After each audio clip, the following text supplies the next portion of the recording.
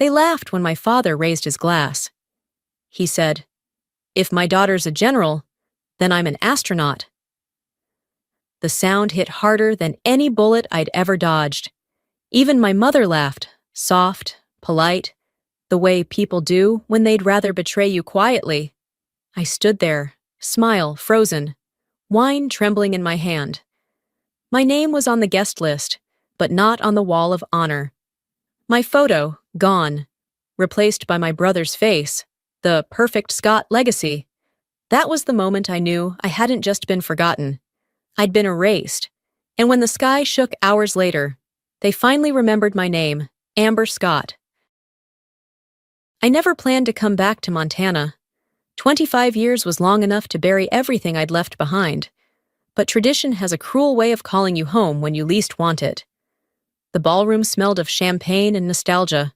Jazz floated through the air, stitched with laughter that didn't belong to me. My heels echoed once across the marble floor before the noise swallowed me whole. Not a single face turned, not one smile reached my direction. My seat waited near the emergency exit, far from the chandeliers and the laughter that carried family names like badges. No centerpiece, no place card engraved in gold, just a thin white card that read Amber S., as if the rest of my name was too heavy to print. At the center of the room, my father held court. Robert Scott, founder of Scott Aerospace, lifted his glass, pride gleaming in his voice as his hand rested on my brother's shoulder. The crowd cheered. My mother, poised and polished, sat with her friends in their glittering dresses, pretending not to see me. When her eyes finally met mine, she offered a smile too practiced to mean anything. I looked toward the far wall. The Hall of Valor, where my photograph once hung, now stood Ethan's, framed in gold under the words, "The Scott Family Legacy." Something inside me went still, not anger, not sadness, just the hollow certainty that someone had rewritten the story and erased my page entirely. I returned to my table, untouched glass waiting beneath the bright light.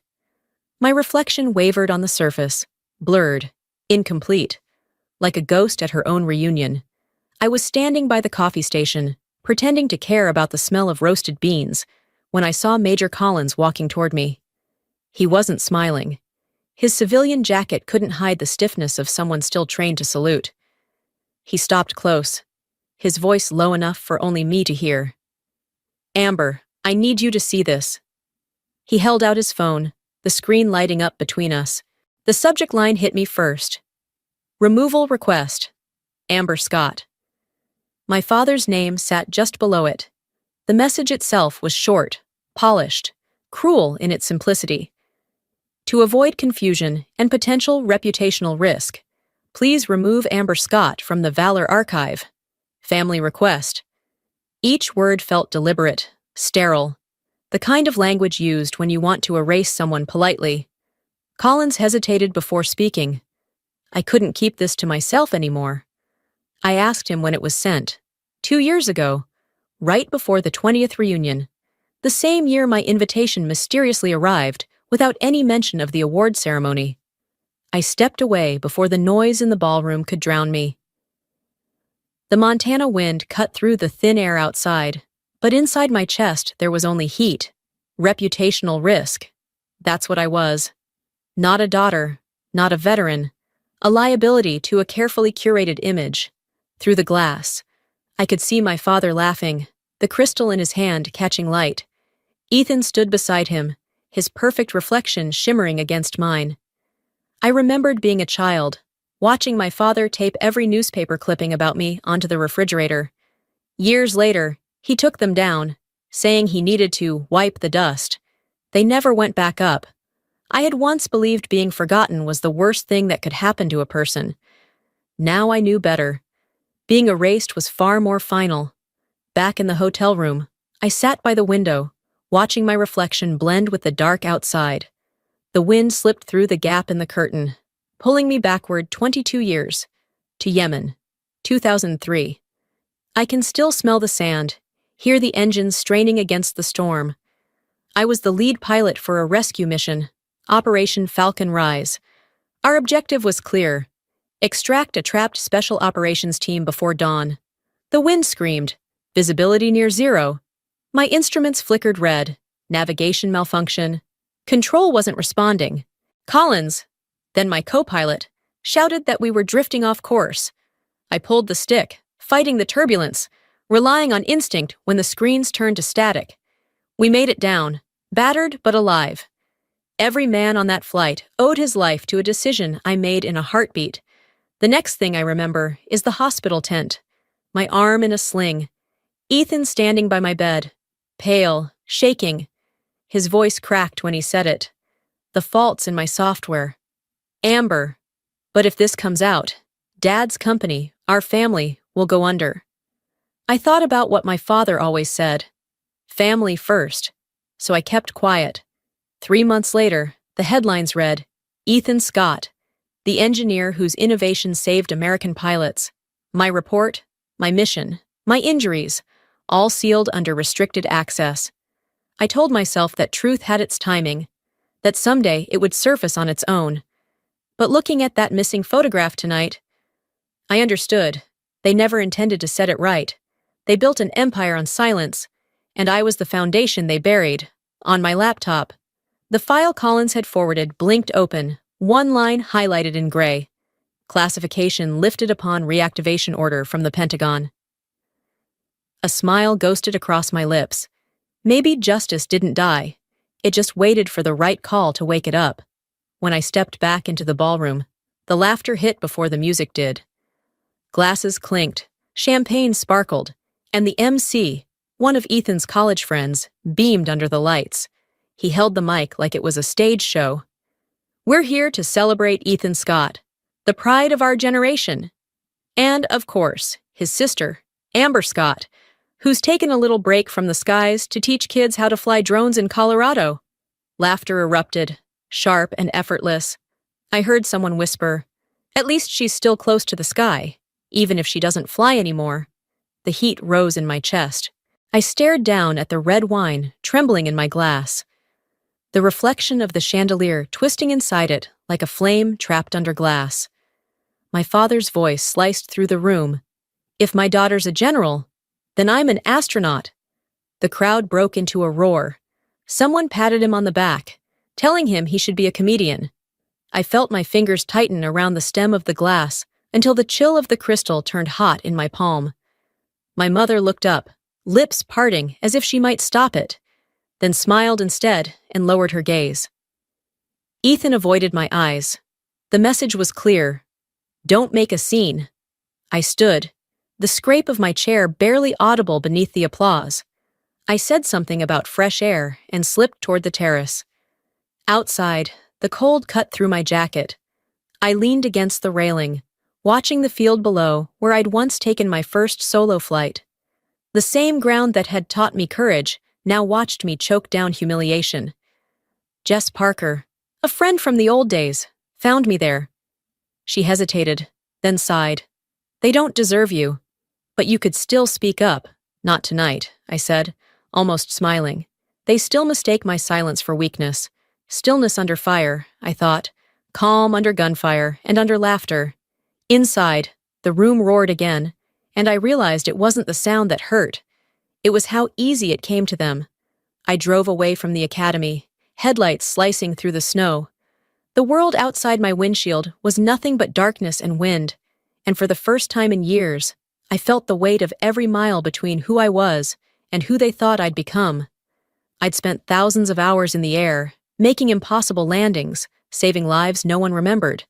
How could a photograph, or the absence of one, measure that? Then, from the passenger seat, my phone buzzed. 3 low beeps. A sound so familiar it stopped my breath. Phoenix code. The encrypted tone reserved for emergency reactivation of Senior Air Force Command. My hand hovered over the screen, heart steadying into old rhythm. Phoenix. Active. Authorization Level 1. Lieutenant General A. Scott. Confirm presence. For a long moment, I stared at the message, feeling the years fold in on themselves. Then I pressed confirm. Within 2 minutes, a voice came through, metallic and calm. General Scott, Operation Phoenix is in motion. Stand by for details. The dashboard light glinted off the silver latch of the hidden compartment under my seat. I opened it. Inside lay a metal case, untouched for years. My fingerprint unlocked it with a soft click. The uniform waited there, blue-gray, pressed, untouched by time. The silver stars at the shoulder caught the light, cold and brilliant, for years. I told myself silence kept me safe, that disappearing was strategy, but tonight, silence felt like surrender. I reached for the small medal tucked beneath the fabric, the one awarded for a mission no one was allowed to acknowledge. Its edges were worn smooth from the years I'd carried it. They can erase my name from a wall, I thought, but not from the lives I saved. The phone buzzed again. A text from Collins. Problem with Project Phoenix. Ethan's company supplies the navigation systems. Pentagon wants you back in command. I leaned back, eyes on the horizon. So it comes full circle. The same sky that once nearly took me now called me home. I started the engine and turned toward the base. Above me, the clouds shifted, low and heavy, as if the whole sky was preparing to move. By the time I reached the old Air Force Base outside Helena, midnight had buried the valley in silence. The guard at the gate froze when my ID flashed green. A voice broke through the intercom. "Welcome back, General Scott, 22 years. The title hit like a forgotten melody. Inside, Collins was waiting in the dim light of the command room. He pushed a folder toward me, pages stamped, classified. "Phoenix is active," he said quietly. "Navigation failures again. Same software, same company. Ethan's company." The data flickered on the screen, identical to the patterns from 2003. I asked if they knew I'd been recalled. He shook his head. "Not yet. The world believed I'd left the military long ago. They never knew I was reassigned to the Reserve Command. Rank intact, name sealed." I opened the secured locker and drew out my uniform, sealed in plastic all these years. Button by button, I felt the weight of every life. Every night I had stayed awake to keep others breathing. In the mirror, the woman staring back wasn't the forgotten daughter anymore. She was Lieutenant General Amber Scott, Phoenix Commander. Collins looked up, a faint smile breaking through. "They laughed because they thought you were silent," he said. "Now they'll hear you, through the sky." I nodded. "I don't need to shout. I just need to show them the truth." The encrypted call came through from the Pentagon. Extraction window 0530. Outside. The clouds hung heavy, as if even the heavens were waiting. The next morning, the reunion carried on. My father spoke proudly into the microphone, a legacy of service continued by my son. Then the first rumble came, low and steady. Another followed. Glasses trembled. Heads turned toward the windows just as a black MH-60 descended over the lawn, rotors whipping the air into chaos. Two officers entered the hall, voices booming. "Attention!" The taller one stopped before my father, eyes fixed past him. "Lieutenant General Scott, ma'am, the Pentagon requests your immediate presence." Silence cracked the room. My mother gasped. Ethan froze. I stepped forward in uniform, calm as the storm outside. I said only, "Understood." Cameras flashed. A reporter's voice shook. "You're a general?" I met her gaze. "I'm the same person they laughed at last night." The wind howled as the doors opened again. The framed sign, the Scott family legacy, snapped from the wall and shattered at my father's feet. The sky itself had spoken. The sound of the helicopter still echoed in my ears, long after I stepped outside. The wind carried dust and scattered whispers through the Montana air. "She's a general? That's their daughter?" I kept walking, boots crunching against the gravel, the weight of silence pressing behind every voice. A reporter from the Helena Times rushed toward me, microphone trembling in her hand. "General Scott, we just received a copy of an email from the Academy's office. It confirms your father requested your name be removed from the Wall of Valor. Do you have a comment?" I turned, steady, the cold biting at my face. "I don't need a comment." I said, "I have the truth." Behind her, the doors burst open. My father appeared first, pale and winded, Ethan close behind him. "Amber," he started, his voice shaking. "Let me explain. This was a misunderstanding. We were protecting the company's image." I stared at him, the same way I once looked at a storm, measuring its direction, its weakness. "Do you remember the night I flew through the sandstorm? The radar failed, but I still brought my team home. I saved 6 people. Who did you save, other than your reputation?" The air thickened. My mother stepped out next, eyes red but mouth closed. She had practiced silence for so long, it had become her only language. "You protected a legacy," I said quietly, "and I paid for it with 20 years of silence. But tonight, that silence expires." A voice rose behind me. Collins, descending from the helicopter with a folder in hand. "General, the Pentagon just authorized declassification. Your mission record's been restored." I opened the file. In bold print it read, "Operation Falcon Rise. Lead Commander, Lieutenant General Amber Scott." Cameras flashed. Ethan's head dropped. My father stared at the ground as if he could crawl inside it. "You didn't just ignore me," I said. "You buried me." The words hung in the air like smoke. Finally, the kind that couldn't be contained. The helicopter blades carved through the cold Montana air, the open door pulling wind and flashes of light inside. Below, voices rose and faded, reporters shouting my name, cameras clicking like distant gunfire. The world had already turned this moment into a headline. But for me, it was just another mission, one I hadn't chosen, but couldn't walk away from. Collins leaned closer through the headset. "They're broadcasting the whole thing live, ma'am." "Good," I said. The truth should always be seen in daylight. The wind roared around us. My phone buzzed against my chest pocket, its vibration faint beneath the sound of the engines. I pulled it out and saw the name I'd half expected, half dreaded. "Ethan. Amber. You won." "I'm sorry." I stared at the words until they blurred, then deleted the message. "I didn't win. Ethan. I just stopped pretending."